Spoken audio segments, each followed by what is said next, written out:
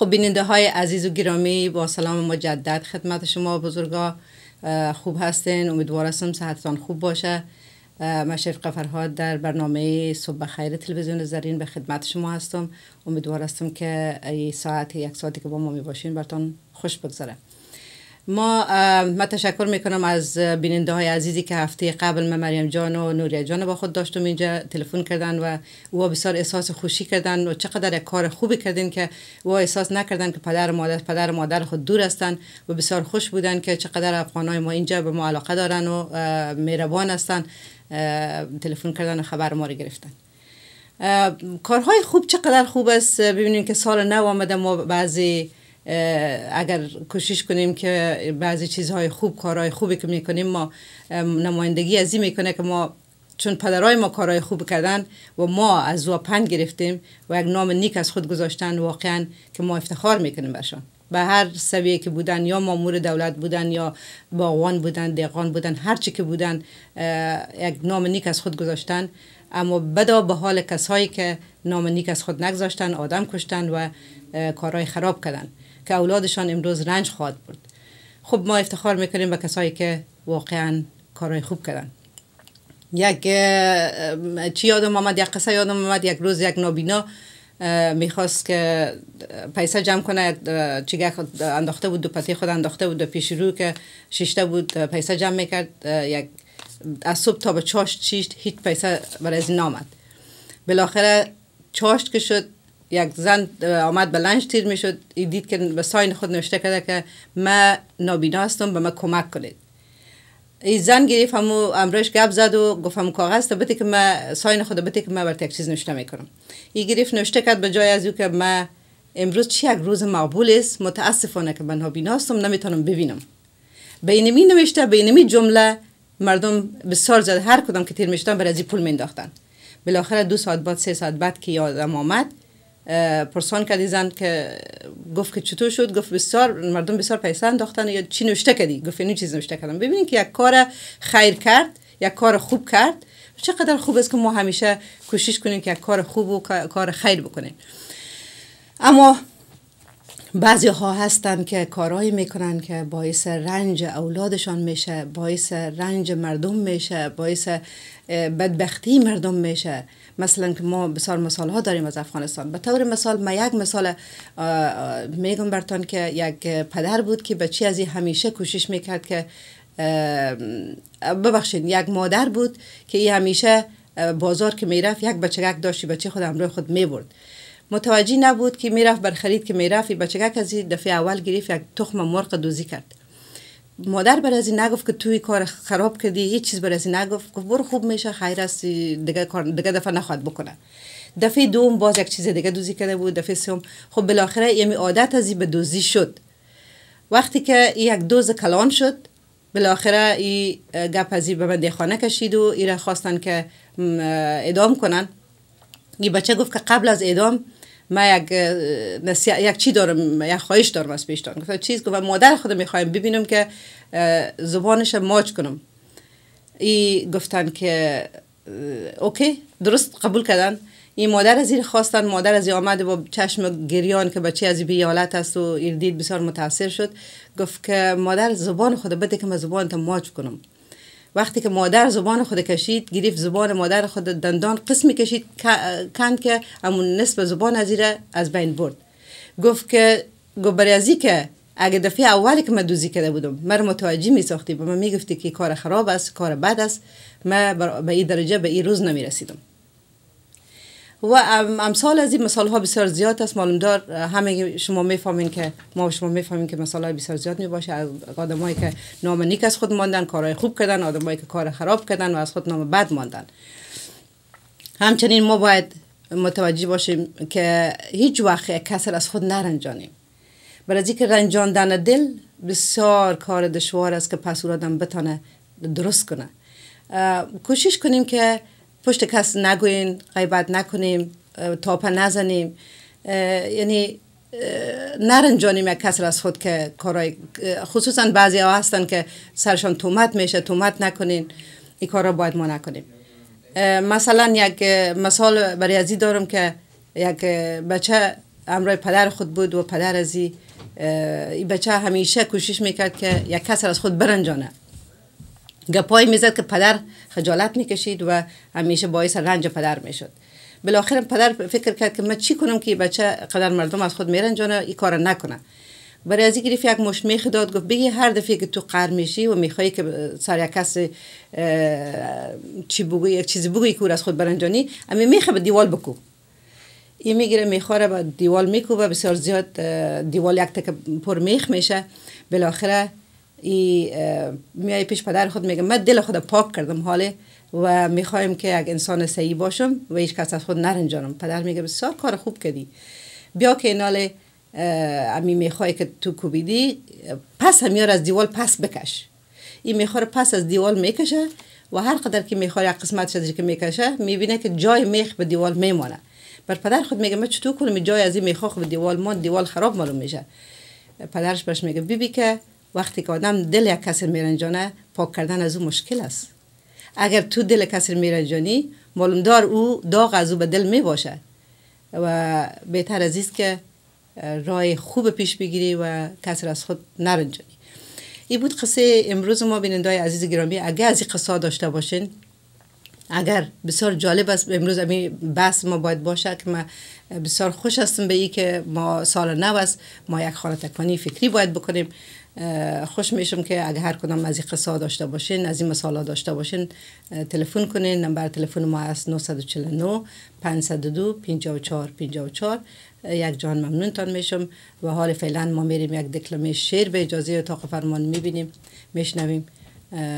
با ما باشین باز باقی مانده پروگرام.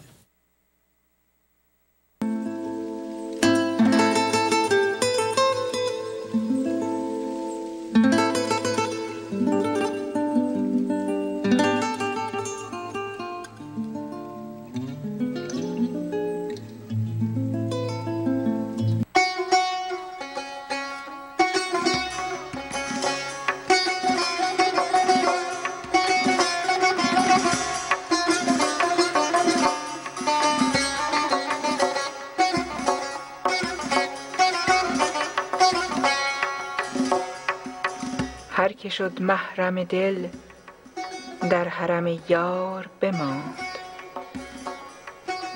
وان که این کار ندانست در انکار بماند.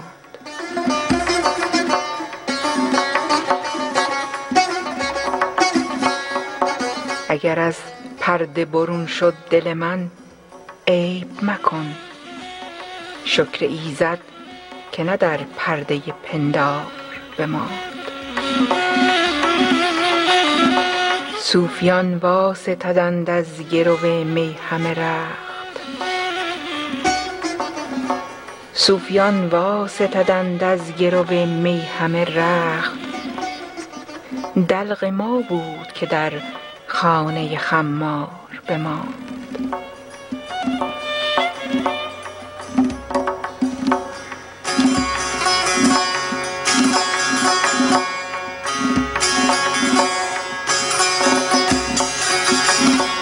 محتسب شیخ شد و فسق خود از یاد ببرد، محتسب شیخ شد و فسق خود از یاد ببرد. قصه ماست که در هر سر بازار بماند، قصه ماست که در هر سر بازار بماند.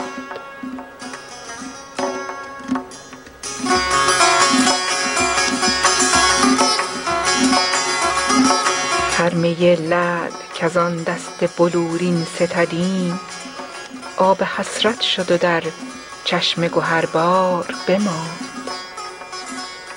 گشت بیمار که چون چشم تو گردد نرگس، شیوه او نشدش حاصل و بیمار بماند.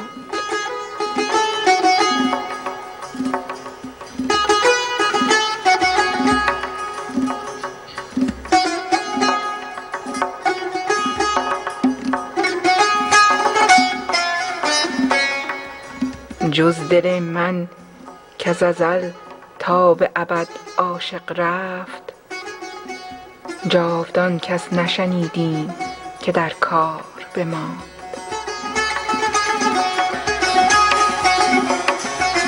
از صدای سخن عشق ندیدم خوشتر، از صدای سخن عشق ندیدم خوشتر، یادگاری که در این گنبد دوار بماند.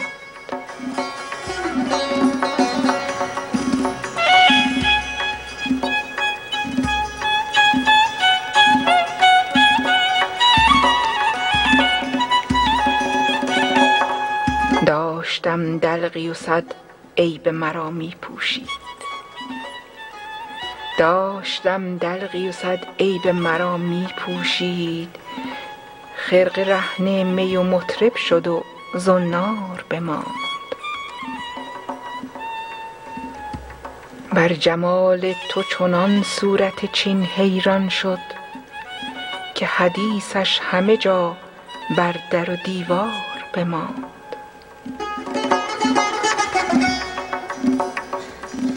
به تماشاگه زلفش دل حافظ روزی شد که باز آید و جاوید گرفتار بماند.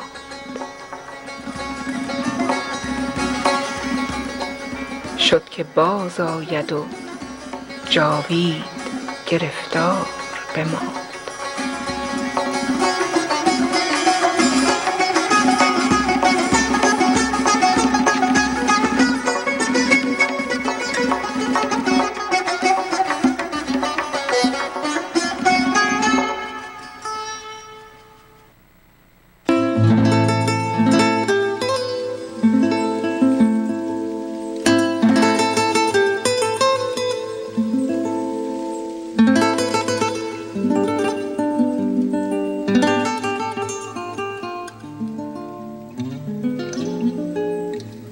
بیننده های عزیز و گرامی، این هم بود شعر از حافظ و پروگرام لایف امروز ما باید زنده امروز ما به شما بگوییم که از 12:30 بجه تا 1:30 بجه از حمید جان انوری است که خبرها رو به سمع شما میرسانه، خبرهای جهانه، و از 2 تا 3 از دیانا جان صافی است که شعر و ادب است، و از 7 تا 8 پروگرام زنده لیلا جان است، شعر نه ببخشید از نیازمندی ها از لیلا جان است. من یک گفتنی داشتم براتون که دیروز بیننده های گرامی اقدر من متاثر شدم، اقدر جگرخون شدم که خبر شنیدم. حتمی شما همگی از خبرهای اوضاع افغانستان واقف هستین، البته خصوصا به ایش و روزا که چقدر خبرات داغ است و چقدر تبصره ها است و گپ ها است و نظریات است.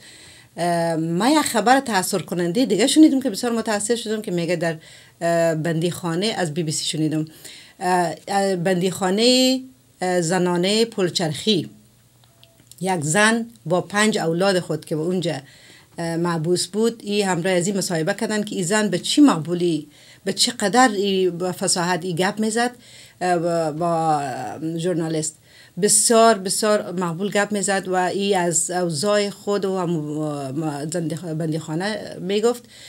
یا اعتصاب غذایی کردن یک تعداد زنا که بسیار به حالت فجیع زندگی میکنن و 230 نفر زن که به اعتصاب کردن در این بندیخانه به حالت بسیار خراب زندگی میکنن که اینا هر کدام از خود اولادای خرد دارن که اولادها سون مادرای خود دیده و یا رنج میکشن و چقدر یا محروم هستن از همه چیز.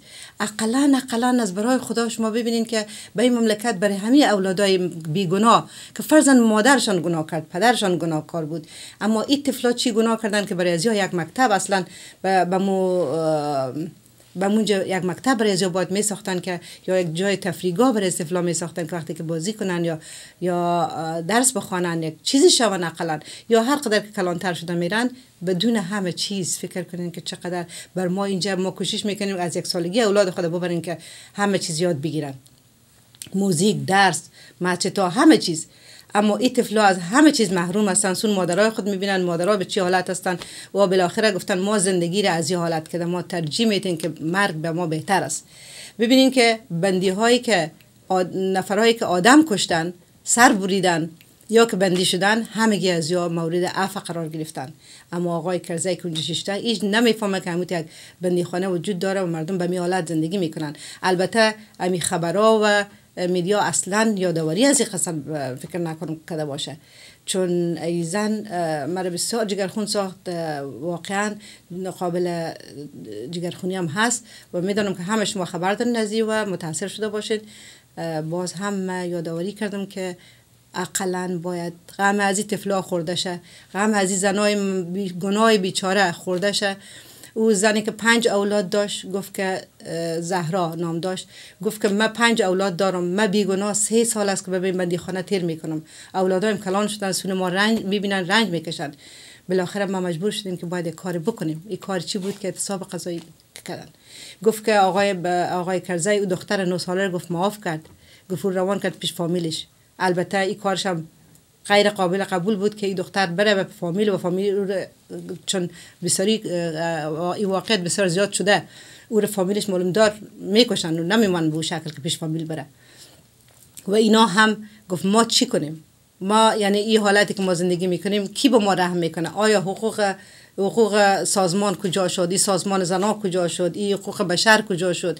یا همگی یا کجا شدن؟ من یک مصاحبه از این دختر خواستم که برتان بمانم، متاسفانه که برای جان روان کردم نشد که واس کنن، چون از بی بی سی بود فکر میکنم، نمیفهم که چرا نشد. بسیار جالب بود که میشنیدین و بسیار جگرخون کننده بود. این هم بود یک خبره که من براتون گفتم و این حال میریم به حتمی منتظر سپورت هستین یا همو ادمان آزاد. این حال میریم به خیر بود ما ادمان آزاد بینندای گرامی، با ما باشین باقی مانده پروگرام.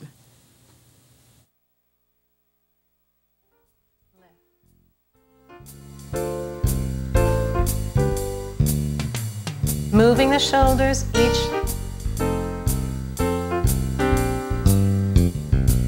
Great, go into the back stroke. Swim one arm back and then the other. Reach back and the other arm. Swim. Couple more. Swim.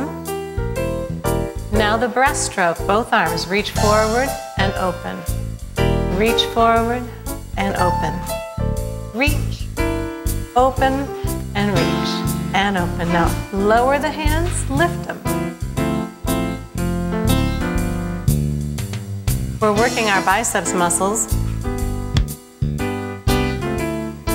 Curl, drop, and curl. Now hold them up here and open the elbows. Close them. Open